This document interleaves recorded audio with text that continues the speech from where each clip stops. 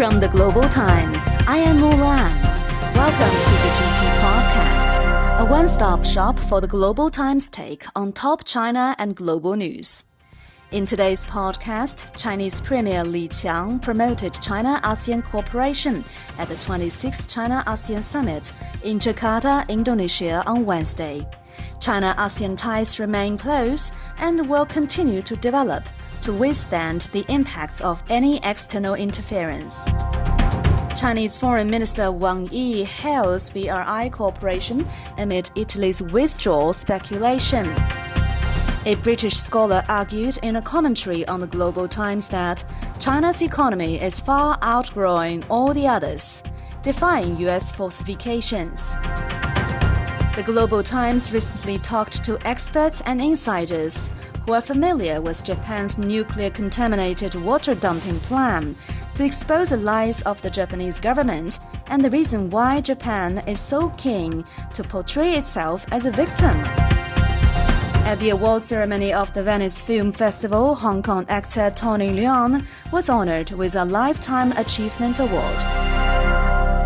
Chinese Premier Li Qiang said at the 26th China-ASEAN Summit in Jakarta, Indonesia on Wednesday that as long as China and ASEAN countries keep to the right path, whatever storms may come, their cooperation will be as firm as ever, and they can press ahead against all odds.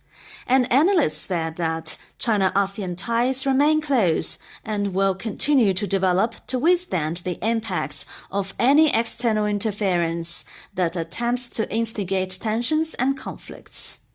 Li said that China-ASEAN cooperation has come a long way thanks to their keen understanding about hardships. China and ASEAN countries have been committed to the unwavering pursuit of peace with a strong aspiration for development, and both are taking real actions to safeguard regional stability, he said at the summit. The Xinhua news agency reported on Wednesday.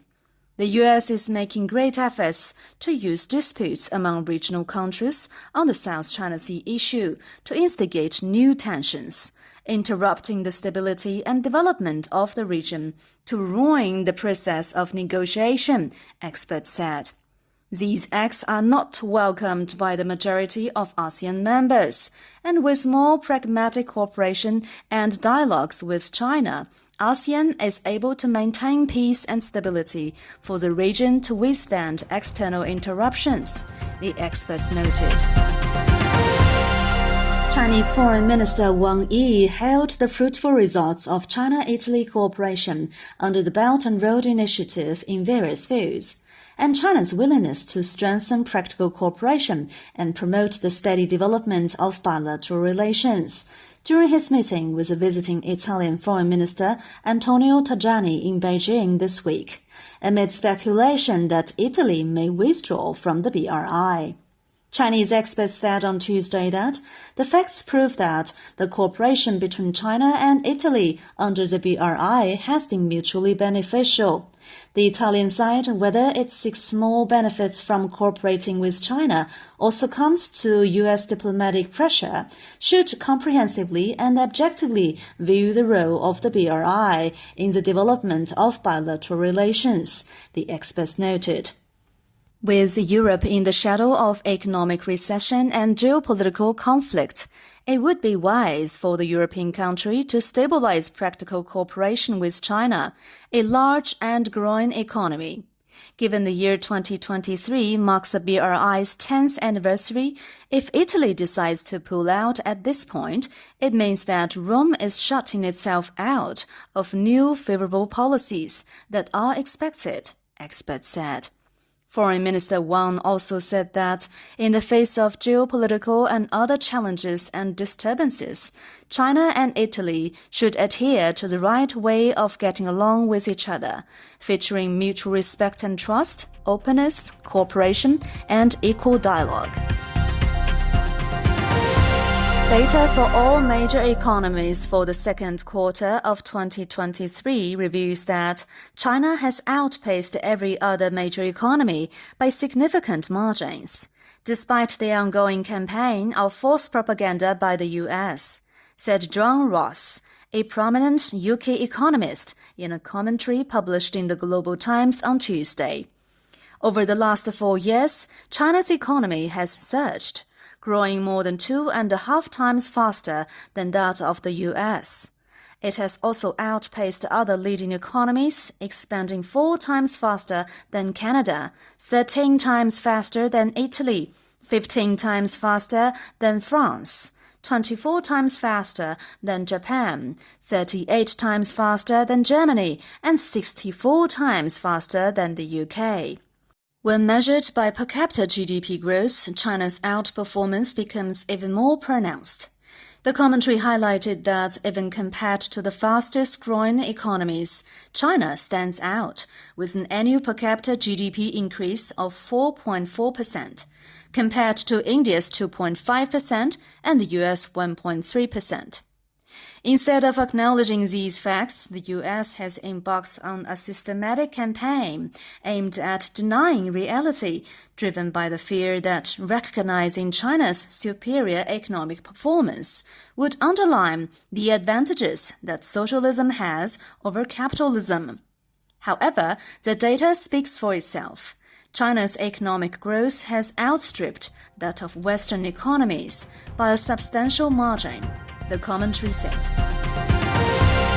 Why is the nuclear-contaminated wastewater being dumped by Japan actually not in accordance with discharge standards, as the country claims? What tricks have been used by the country to attempt to cover up the truth and gain the international community's support? One of TAPCO and the Japanese government's main efforts to whitewash its nuclear-contaminated wastewater dumping plan is to confuse the concept with normal nuclear wastewater by insisting that the water being dumped into the ocean has been treated, but the two concepts are entirely different.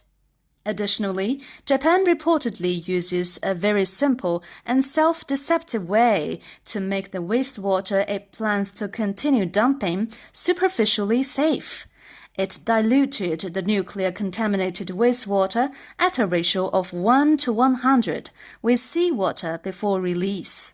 That doesn't change the total amount of the nuclear-contaminated wastewater Japan plans to dump, nor does it reduce any possible damage to the marine environment.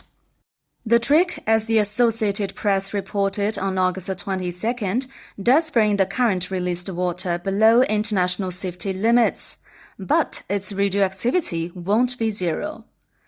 Moreover, the Japanese Foreign Ministry had increased its 2024 budget, specially designed to respond to disinformation about the nuclear-contaminated wastewater dumping plan, to approximated 70 billion yen, or $478 million. In addition to ridiculous PR stunts, the Japanese government has also been actively conducting high-level communications to attract more supporters, while shifting focus to their common target, China. In the general perception, the director is a true creator and guide of a film. However, there are some actors who can elevate the overall quality of the film with their individual brilliance. Undoubtedly, Tony Leung, or Leung Wei, is a member of this elite club. Recently, at the award ceremony of the Venice Film Festival, Leung was honored with a Lifetime Achievement Award. This award has traditionally been given to directors, and this marks the first time it has been presented to an actor from Asia, breaking new ground. Well, we can't say that the future of film will necessarily shift from director-driven to performance-driven. It is evident that times are changing. That's all for this edition of the GT Podcast with Mulan. Make sure to follow the Global Times on Twitter and Facebook to stay tuned. You can also check out our podcast, articles, and much more on our website at globaltimes.cn. Thank you.